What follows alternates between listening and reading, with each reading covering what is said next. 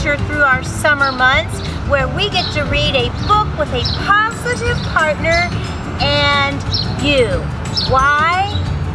Because you are important. You are wonderful. And you are unique. And we're so excited to read a story with you. Check out all these great books. And just in case you're a Camp Moco kid, you're going to get to hear lots of great books over the summer and during the day at Camp Moco too. Here we are, the Morgan County Library. Let's go inside and read a book. Yes. Want to come with us? Yeah, come on. Yeah, here we go. Okay. Hello, Morgan County scholars. It's Tucked In Tuesday. Are you ready for a book? What should we read tonight, Miss Sheila? What about this one? Oh, what is it? Raise the Wild Rainforest Relay? Yeah, let's check it out. Raise the Wild Rainforest Relay. A relay. Oh, right, relay. Okay, Race the Wild Rainforest Relay by Kristen Earhart. Are you ready? Okay. Find the first page. Boys and girls are Morgan County scholars. If you're a Camp Moco student, you might get this book this week. So check it out and read along. Here we go. Chapter 1, Seeing Red. How do you say red in Spanish? Rojo. Seeing Rojo. Russell Dean watched as the other contestants came into the clearing. They had all said goodbye to their parents the day before, and they boarded a plane.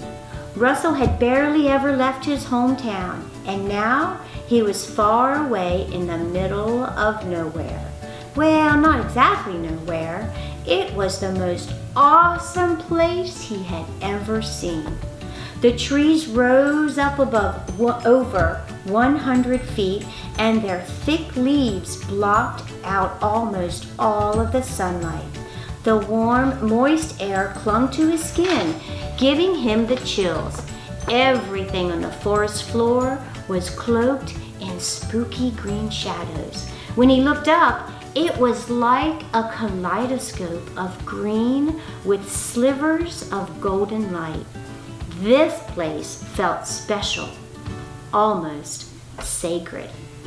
Wow, it sounds beautiful. When Russell looked down again, the clearing was full of people, mostly kids around his age and a few adults with clipboards.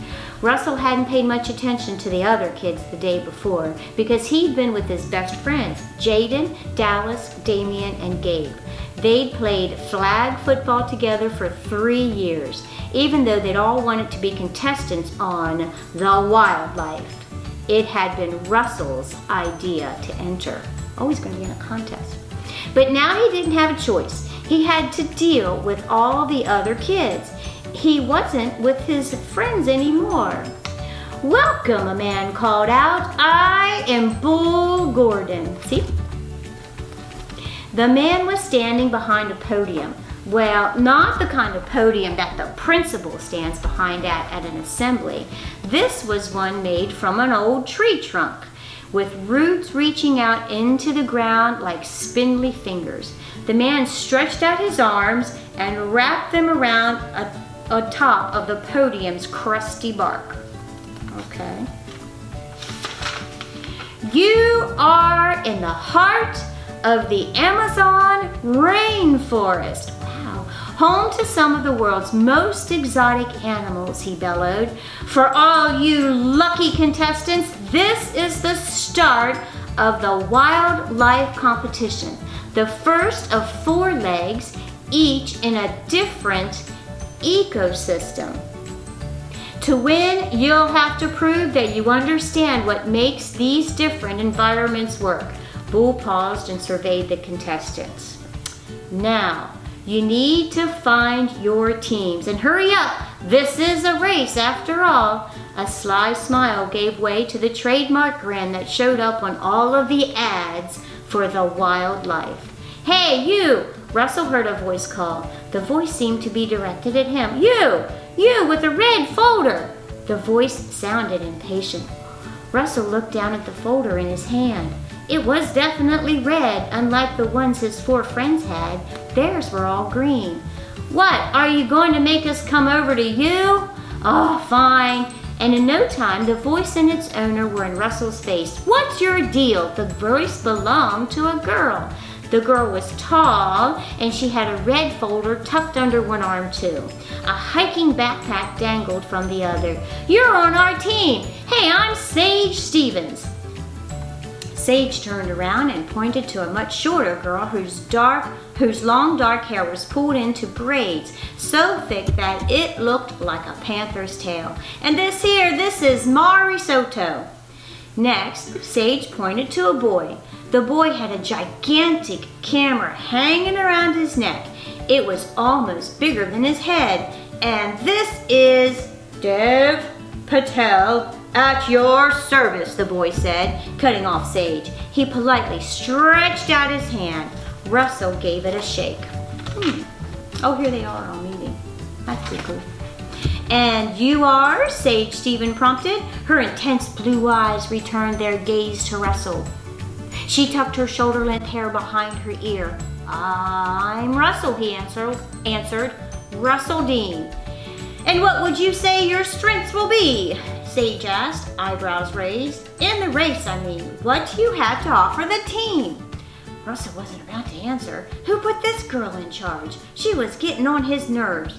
There's $1 million up for grabs now, Sage said, as if Russell didn't already know that. As a team, we need to be fast, generous, and smart if we're going to win the wildlife. Russell knew all about the race. He didn't need Sage's advice. After all, it had been his idea to enter the race in the first place. He was the one who had sent his friends the link. It was a once-in-a-lifetime chance to travel to the world's most exotic places and see wildlife up close. Plus, there were challenges to be met. Challenges that meant real challenges, and that meant real adventure. Mountain climbing, river rafting, and maybe even safari. Why? That's why it was called the Wildlife. Yeah. Russell couldn't believe that his friends were all on a team together, and he had ended up with a bunch of strangers. He'd even been the one to talk Damien's mom into letting him go. Russell had promised he'd look out for him. He glanced over his shoulder and saw Damien and his other friends laughing all together. They hadn't said a word to him since they found out he'd been booted from their team. Uh-oh. They hadn't been mean, but they hadn't been particularly nice about it either. Who knew they'd changed the number on a team from 5 to 4? Gabe had said, like it was a random piece of trivia. The worst part was that Russell knew his friends. He knew they were smart and fast. He knew that they had to come here to win. And tough, Russell said after a long pause. He looked at each of his new team members in turn. What? Said Sage. Fast, generous, smart, and tough, stated Russell. We'll also need to be tough if we want to be the winning team. Sage nodded, and the corners of her mouth turned down. Russell could tell she was holding back a smile. Dev and Mari nodded too. Now groups, Bull announced over the excited frenzy.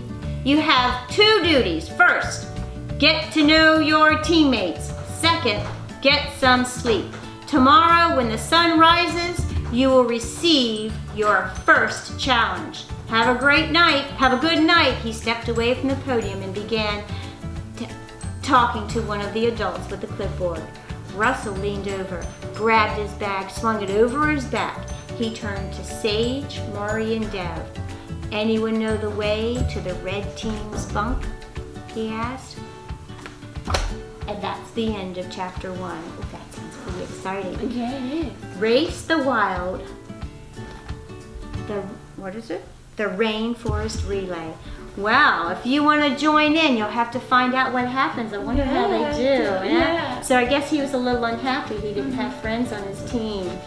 Well, my little 5th graders, you know what? Next year you guys will be going to a new school, the Warm Springs Middle School, and you'll find great new friends, and maybe you'll be on the track team and run a real relay. Oh, yeah, but check out this book, huh? Yes, sounds like fun. All right, our Morgan County scholars, remember, Oh, yes.